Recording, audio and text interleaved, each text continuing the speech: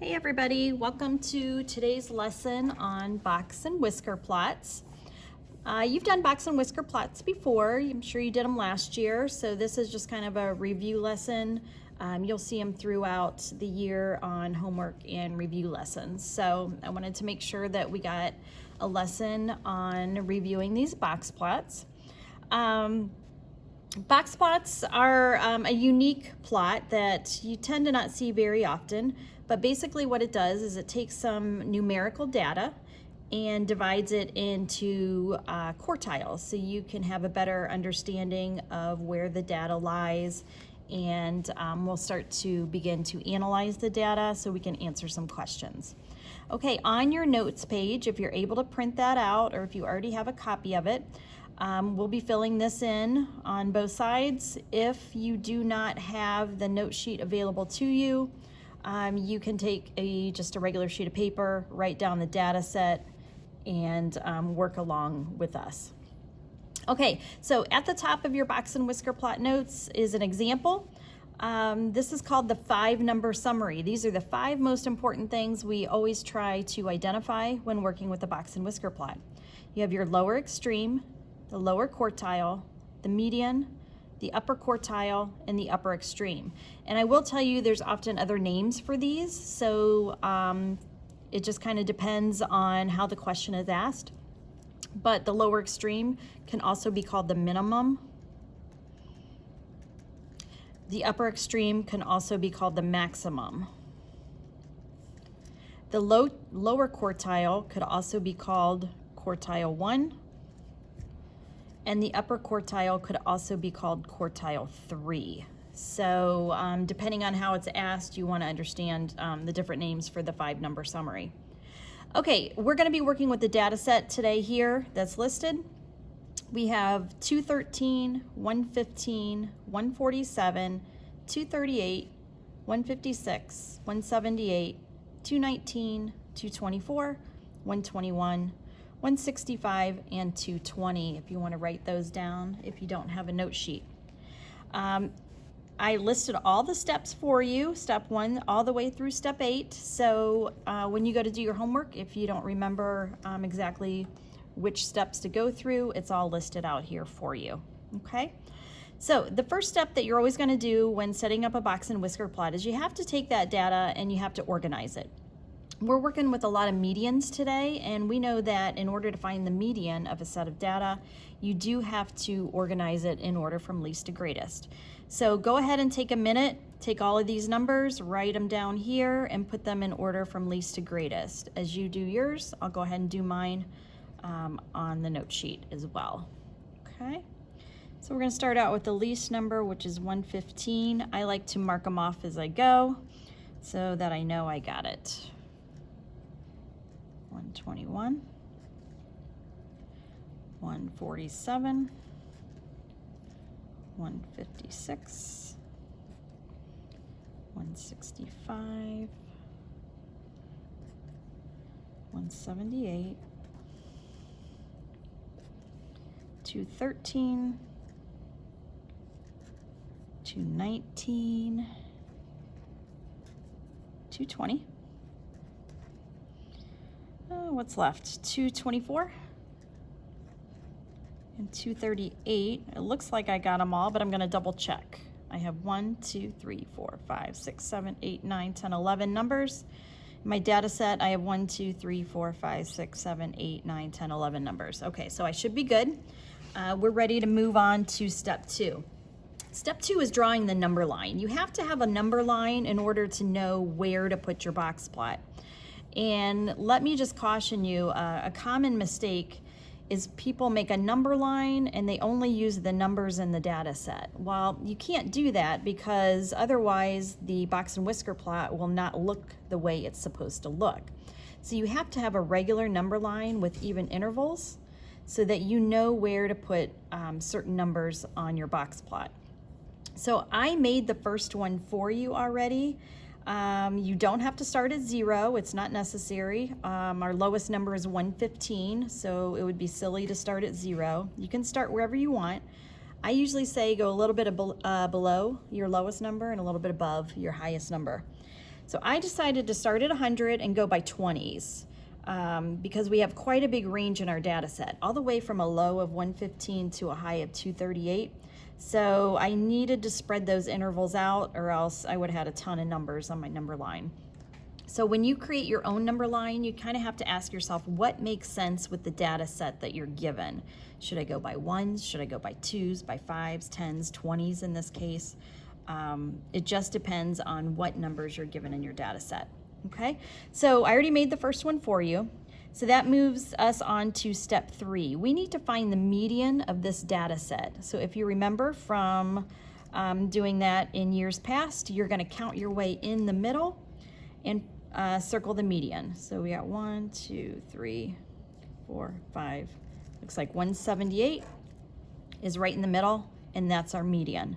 So you're going to go on your number line to about where 178 would be, just approximate it the best you can.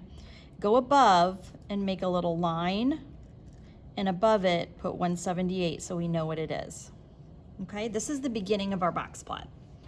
All right, now what this does is it divides your data set into 2 halves, the lower half and the upper half.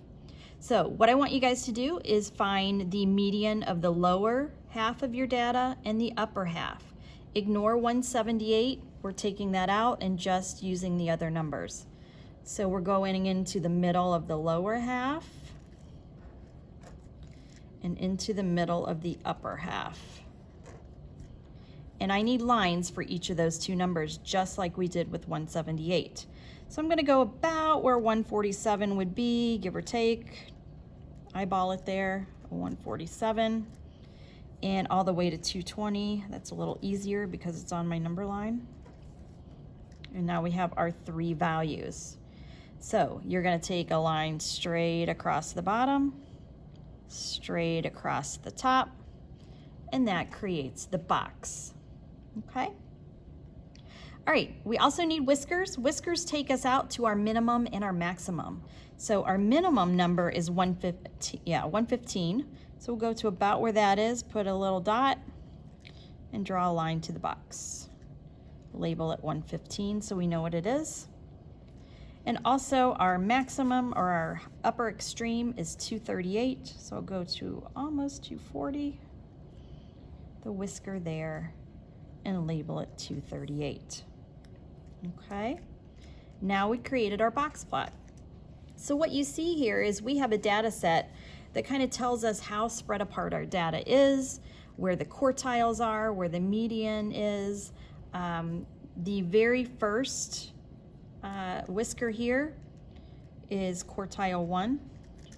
The first part of the box plot is quartile 2. The second part of the box plot is quartile 3. And the last whisker is quartile 4. Okay, so what you'll start to notice is kind of how spread apart different parts of this box plot are, and that kind of tells you the spread of your data. Is your data really close together, or is it really far apart? So it looks like in the second quartile here, we're showing that this data is more bunched together between 147 and 178. But quartile 3 is spread much further apart. It goes all the way from 178 to 220. Remember, this is your median. It's always inside the box. And the beginning of your box is your lower quartile, or quartile 1. And the end of your box is your upper quartile, or quartile 3.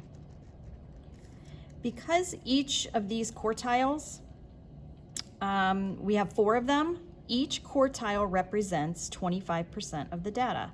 So this here represents 25, 25, 25, 25, okay? And we'll talk a little bit more about that when we get to the back of the page and we're starting to analyze this data. But that's the basics on how to set up a box and whisker. Okay, let's go ahead and turn it over to the next side, and we are going to go step by step using this data set and not only create our box and whisker plot, but now we're going to answer some questions on the 5-number summary. Okay. All right, here we go. First step, go ahead and put your numbers in order from least to greatest. These are single-digit numbers. So you guys go ahead and do yours. I'll do mine on the paper and we can double check, make sure they match.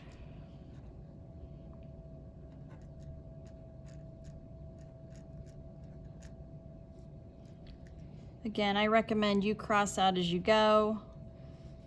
I already listed mine out earlier, so I'm just rewriting them just to save time.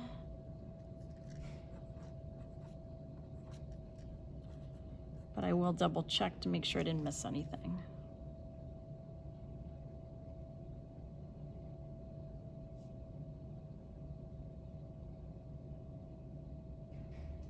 Okay, there are 15 numbers in this data set. So I double checked and I do have 15 numbers written down, so I should be good to go. Okay, so when you guys are ready, we're gonna start to make our number line so we know where to put all these values. We have a range, a low of 2, a high of 12. The range is much smaller. It's much more compact than the front side data set was. So I'm thinking I could go by 1s on this very easily on my number line. Maybe some people might go by 2s to spread it out. That would be fine. I don't think I would have an interval any higher than that. So I'm going to start with 1 and space it apart here. I'm going to have each tally mark be worth 1.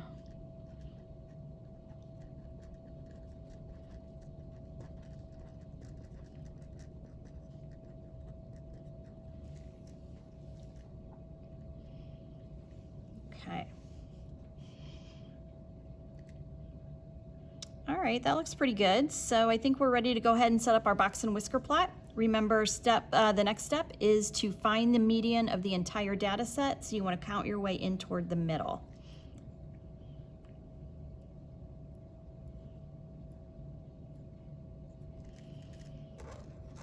So our median is that second 7. So I'm going to go to 7 on my number line, put a little line and a 7 above it. Okay, that median divides our data set in half. So we have our lower half and our upper half. I'm going to find my lower median and my upper median. And I need to put those little lines above the box plot.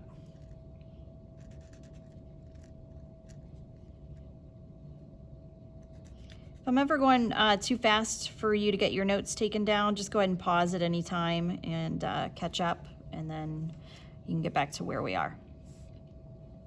Okay, so there's the 3 parts of the box. I'm going to connect the top, connect the bottom, and we have our box. Now we're going to do the minimum, which is 2. That's a whisker. And the maximum of 12, also a whisker.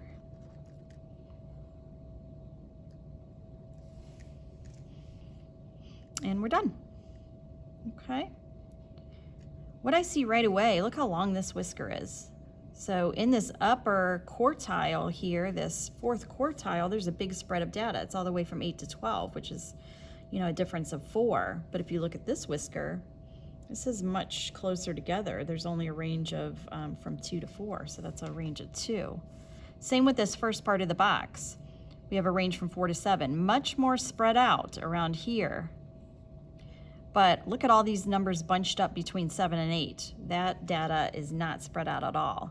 So that tells us something about you know, where these numbers are. Okay, so now we're ready to answer some questions. We're going to do the 5-number summary. This is something you'll want to have memorized of what is consisted in the 5-number summary. So when you're asked for it, you know exactly what 5 things we're looking for. Okay, maximum, obviously that's the highest number. It's 12. Minimum is 2. And median, remember that's inside of your box, so that is 7. Your first quartile, also called the lower median, remember there's more than one name for some of these, that's 4. And your third quartile is your upper median, which is 8. Okay, good. So that's your 5-number summary. Now, let's answer a few questions about the data. The interquartile range. Okay, so the interquartile range is the difference from the top of your box to the bottom of your box, you know, your upper minus your lower. So what's the range? 8 minus 4 is 4. Now, what's the range of the entire set of data? Well, that would be your high minus your low. So that would be 12 minus 2. Each quartile represents what percent of the data? We talked about that on the front. Do you remember? Each quartile represents 25%. Okay, now the question is asking 75% of the data lies below what number? Well, 75% of the data would be 3 quartiles. So 3 quartiles would have to lie below, meaning under, what number? Well, this is quartile 1, quartile 2, quartile 3. So 75% of the data lies below 8. The middle 50% is between what 2 numbers? Well, the middle 50% is always your box. So it lies between 4 and 8. 25% of the data is above what number? Well, if I only want 25%, that's 1 quartile. 1 quartile above would be my last one, so it'd have to be above 8. Find the average of the data set, add up all the numbers, and divide by the amount of numbers in the data set. Okay, so this is just finding the mean, the average. So go ahead and pause the video here and take out your calculator and add up all those numbers and divide by, what did we have? 1, 2, 3, 4, 5, 6, 7, 8, 9, 10, 11, 12, 13, 14, 15. Okay, so add up all your numbers and divide by 15. And when you're ready, unpause and we'll double check your answer. Okay, for the average of the data set, I got 6.3. Hopefully that matches yours. What is the mode? Remember, mode is the number that occurs the most often in your data set. So although we have multiple numbers a few times here, it looks like the most we have are 7s. 1, 2, we have 4 of them. So 7 would be the mode. Okay. All right, so that is your lesson on box and whisker plots. I hope it makes sense. If there's anything you want to go back to and go through again, just go back into that video and kind of redo it, make sure it makes sense. As I said earlier, all the steps are listed on the front of your paper in case you forget. Okay, your homework is very similar to these that we did together, so make sure you have your notes out with you when you go to do your homework. All right, guys, if you have any questions, just let me know by Google Classroom or email. Hope you're doing well. See you soon.